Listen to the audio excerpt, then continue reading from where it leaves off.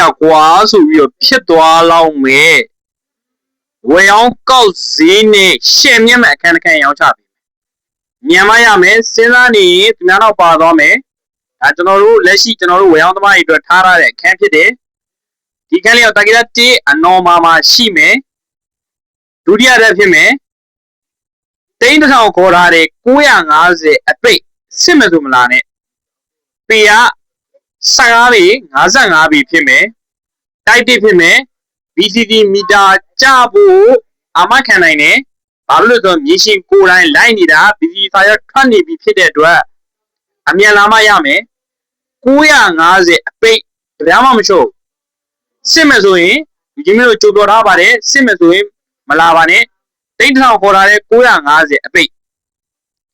အယောင်မတန်နဲ့ဝယ်အောင်ဈေးနှစ်ခါလောက်